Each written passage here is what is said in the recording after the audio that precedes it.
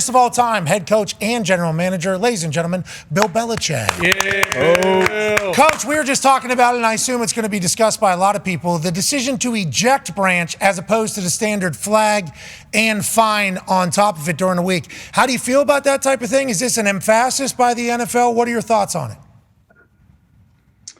Well, Pat, you're probably going to not like my opinion, but you're saying I'll give it to you. I'll give it to you anyway.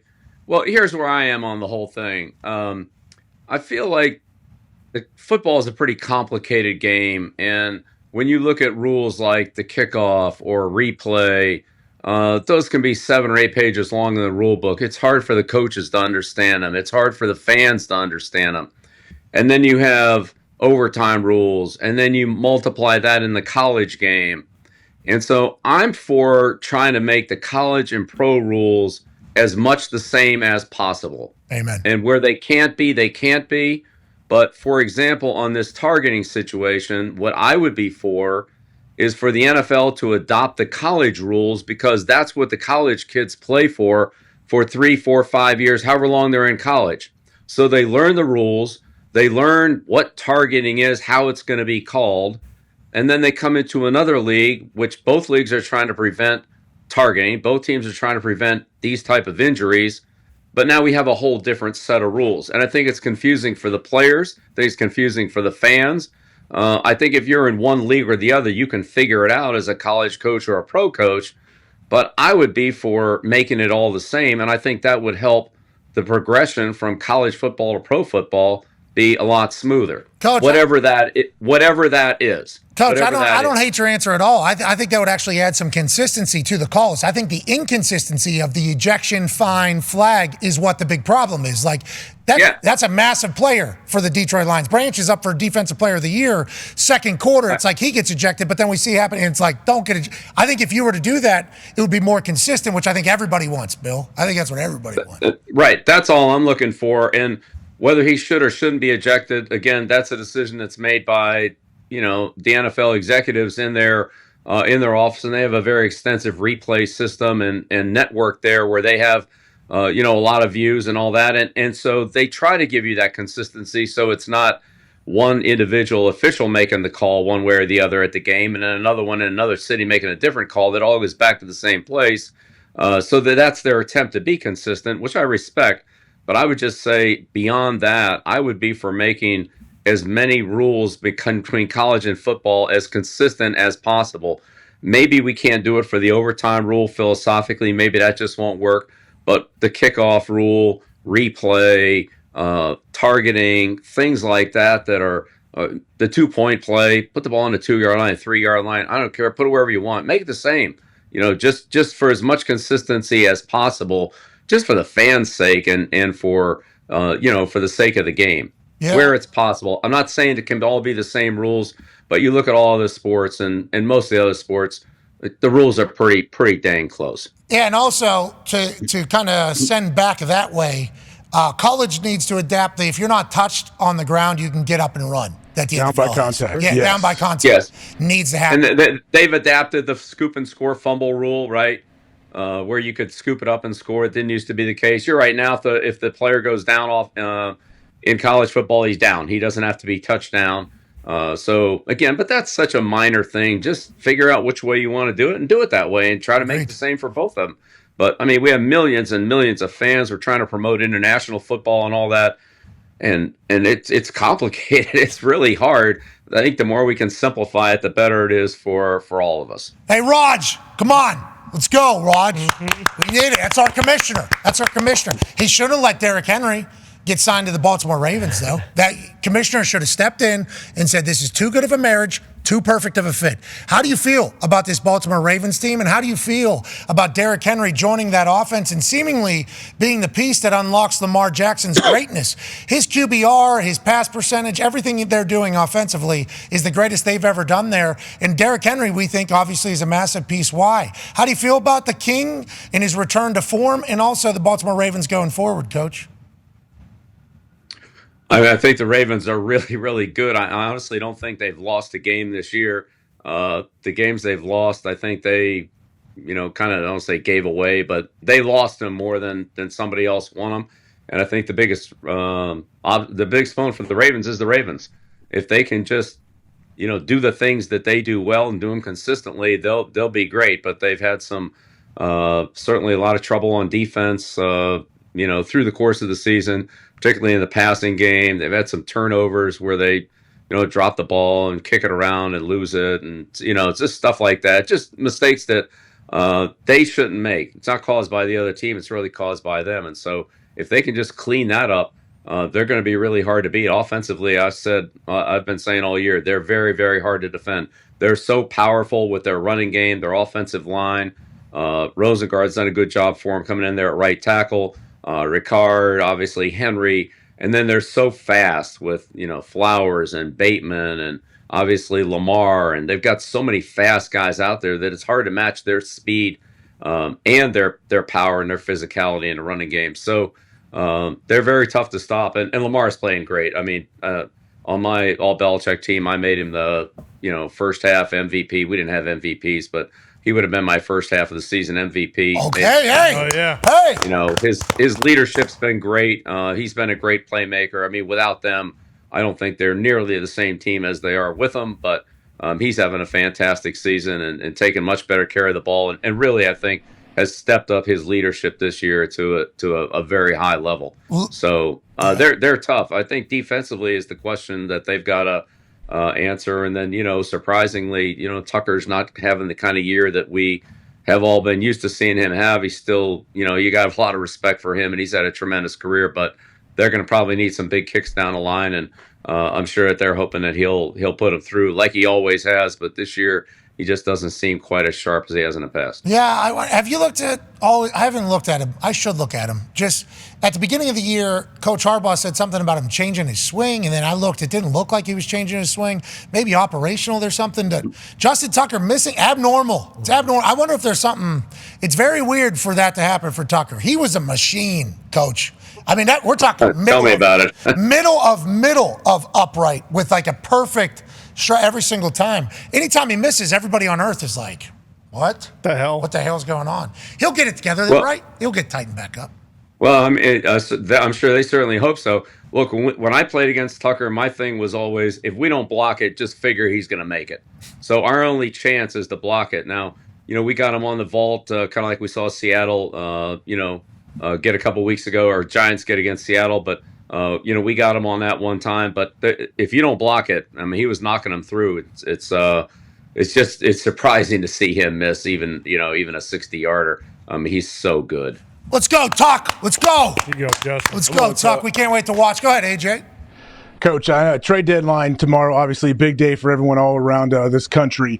I know Sean Payton was asked about everything with the trade deadline, the team going to make moves, and he had a quote, I think, saying Superman is not walking in that door. Like, I guess, what do you say to fan bases or people out there that think, hey, if we just sign this one guy, this will put us over the top and make us a Super Bowl contender? Like, is that a real thing?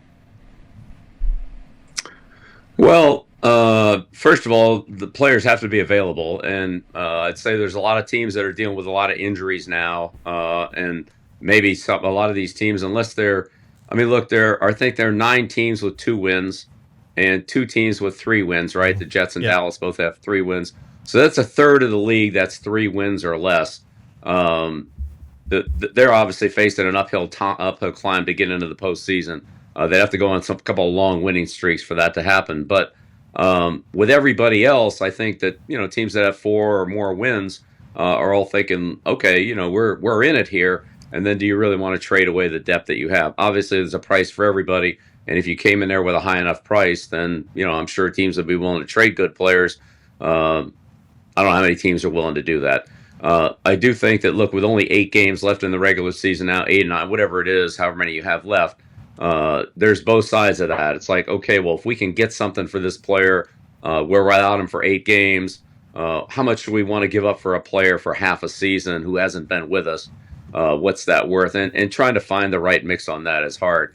I thought that last week, when Uche was made inactive, that was a good indication that there was something going on, and they just obviously didn't want to get him hurt in the game, didn't play him in the game, and then traded him to Kansas City a day after they played. I think that if you look at some of the inactive lists from yesterday, there may be some clues there of players that who normally might be active or would have been active. Maybe they're just hanging on to him for one more week, saying, well, if we don't lose anybody at this position, we'll trade the player on Monday. If we lose a couple guys, we're going to hang on to him, that type of thing. So I'm sure there's some conversations going on. I'd say how many of them are real, how many things are really close to happening. I'm not sure. Honestly, in my career, I've been in situations where I thought, well, this trade is right on the doorstep. It's literally a tap-in 2-inch putt, and it never goes in.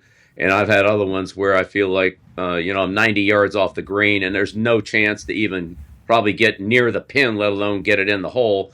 And it happened, like the Randy Moss trade, which that came down in the middle of the night. When he hung up on me and all that, it came down in the middle of the night between two draft rounds. So you just never know. You just never know. Okay, so we think that the teams that stink are most likely to maybe snoop around and see what they can get for a player if they're going to change. We have 2 head coaches that have been fired already. Obviously, this morning, Coach Allen was fired. Is every team calling the Saints saying what's available, what's not available? Is that just like we're potentially for sale sign there for the Saints, you think?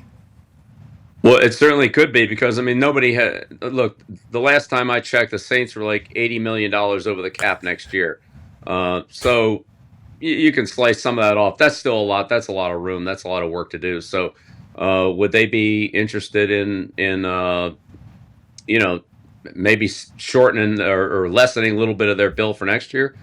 Maybe. Look, I think any of those teams with 3 or less wins are potentially worth a call. It's a phone call. So what is that? It's just a little bit of time. It's worth it. I imagine many of those calls have already happened. And teams already have a pretty good idea of A, who's available, and B, who isn't. Again, for the teams that on the lower end here, the teams I'm talking about, these 2 and 3 win teams, take the Patriots, for example. Okay, the Patriots have, call it $100 million of cap space next year or somewhere in that vicinity. The chances of them getting a comp pick for anybody, I think, are very, very low. So to trade a player like Uche to get a pick back for him now versus to look at him as a comp pick, which they probably won't realize because they'll oversign. There won't be any comp picks for them next year. Makes sense. On the other hand, it also makes sense for Kansas City, who probably, because they have so many good players and don't sign a lot of free agents, probably will get a comp pick. And what they gave up for Uche is 6th in 2026. Really, they could probably recoup on a comp pick if they don't re-sign him. And if they like him, then they re-sign the player. So it makes sense for both teams. But I think teams that are going to be heavy into free agency can forget about those comp picks. And if they want to get something for the player now, even though it might not be very much, a 6th, a 7th, a 5th, something like that, there's still some value there because they realize in 8 games we're not going to get anything for this player when he re-signs with somebody else. Yeah, and that 5th or 6th can be used to bundle later to potentially get up to something bigger in the future. You never know what it's going to become or what the deal could be. I like the fact that he says you got 3 or less wins.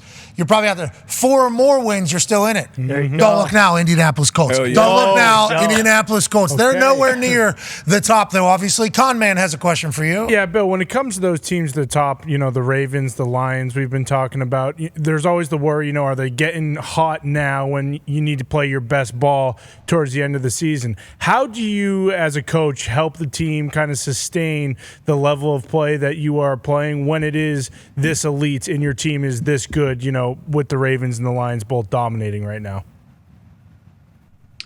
Well, you look at a team like the Ravens, they were dominating yesterday, they weren't dominating last week, they were dominating against the Raiders.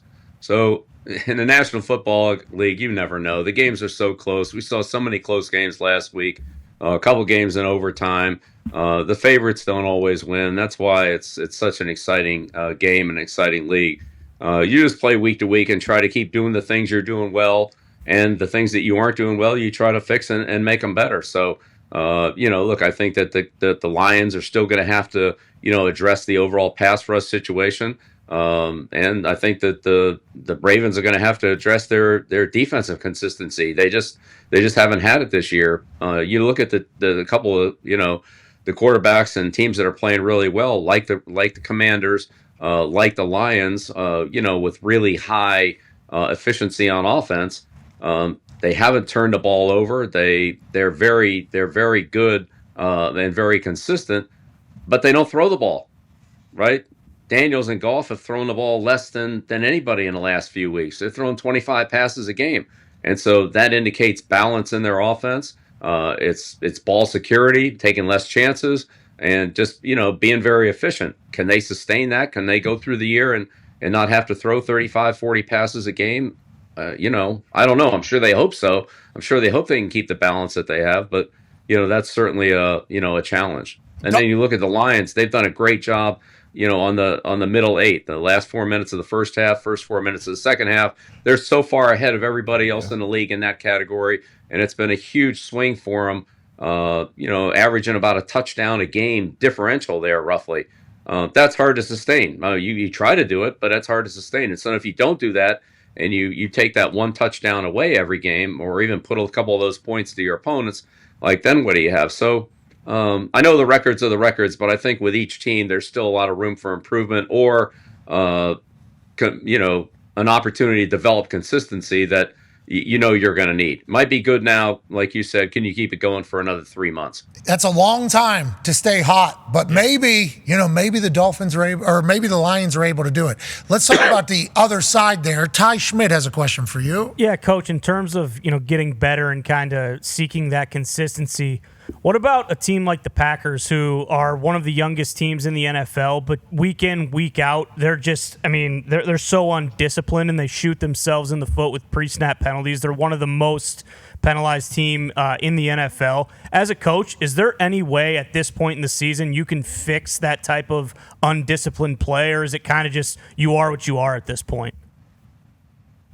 Well, I think as a coach, you absolutely try to fix it. You try to do everything that you can to fix it. You address it. Again, look, whether it's the pre-snap penalties or the turnovers, Green Bay's been haunted by these turnovers and particularly interceptions that, you go in there every week and say, well, that's something we can fix. If we just don't give the game away, we'll be all right. And I think this falls under, you don't win until you keep from losing. Pre-snap penalties they're your fault. All right. When you have pre-snap penalties, they're your fault. Defense isn't doing anything. They're just standing there. But, too many men in the huddle, or substitutions, or false starts, or jumping offside, all those kind of things. And post-whistle penalties are also need to be avoided, right? Whether it's roughing the passer, or roughing the punter, or late hits and things like that. So, stuff's going to happen during the play, but before the snap and after the whistle, sure, you got to work hard to prevent those. There's a lot of ways to do that. Look, I remember when I was with the Giants and we jumped offside a couple times offensively, and Coach Parcells came in there and said, all right, that's it. We're going on one in the red area for the rest of the year. Everybody got that? We're going on one. You never have to ask what the snap count's going to be, because when we get in the red area, we are going on one, and we're not going to have any more penalties in the red area on, false start, any of that. We're going on one for the rest of the year. And, everybody kind of looked at each other like, all right, that's it. If you screw that up now, then you know what? You just don't want to do it. So, look, can you take drastic measures? I saw it done, and Coach Parcells was great at that. I thought it was one of his great moments. And that was, I've told the team that before too. Look, if we make another mistake in blitz coverage and don't cover one of these guys, I'm not calling any more blitzes. You can forget about it. We're not going to blitz. We're not going to blitz and turn one receiver loose in man-to-man coverage because we just, keep making mental mistakes or communication errors. So we just won't blitz. Well, when they hear that, then becomes a little more urgency to try to get that right. So I think as a coach, you do whatever you have to do to fix that. Absolutely. And sometimes it might be replacing a player. If there's one particular guy that, is an issue and you can replace them, then maybe you replace them. I'm not saying that's necessarily the answer, because they're not getting penalized on every play, but man, you got to do something. As Coach Parcells used to say, I want to keep taking quotes out of his playbook, but, there were very few players. There was only one or two players on our team that he didn't say this to. But to every other player, he would say, so-and-so, you're not worth penalties. You are not worth penalties. If you get a penalty, then we'll get somebody else in there. You're just not good enough to be worth penalties. Now, he didn't say that to Taylor, who didn't get many. He didn't say that to Bavaro, who didn't get many. He didn't say that to Sims, who didn't get many. But he said that to most everybody else. And he's right. If you're a highly penalized player, it's most of them just aren't worth it. Yeah, be who you It's can just like afford. it's just like if you're a running back. Everybody used to yell at me and criticize me. Well, if the guy fumbles, well, look, if you fumble the ball, I mean, how much do we lose field position wise on that? We could punt and call it a 45-yard net. So you rush for 50 yards and fumble once, we've gained 10. You rush for 80 yards and fumble once. All right, we've gained 45 yards, 35 yards, whatever it is. It's just not good enough. You can't win rushing for 35 yards. If you're going to fumble the ball, that just negates all the yardage that you gain rushing it by turning it over. So, How do you I think feel as a about coach, running you do backs? whatever you can. How do you feel about running backs? Isn't that a thing? You never paid running backs, right? When that Look, I love them, but I think you make it as hard as you can on them. You grease up the ball, you soap it, you put water on it, put soap on it, you make it as hard as you can to hold on to. So they have to hold on to it. And then you get in the game and, the balls are dry. It's easy, but you make it as hard as you can. You let everybody on defense punch the ball out, and if they punch the ball out, then you give them a reward. If they run sprints after practice or whatever it is, but anything you can do to address a problem, whether it's penalties, turnovers, whatever it happens to be, you do whatever you can to make everybody more conscious and more aware of it, because it's costing you. It's hilarious to think about you going to the defense. Okay, we're not blitzing. In which everybody hears, we don't get to have fun. Oh. We don't get to do anything sweet. And then to the offensive lineman, we're going on one every single time. You know what that means? Everybody knows we're going on one. So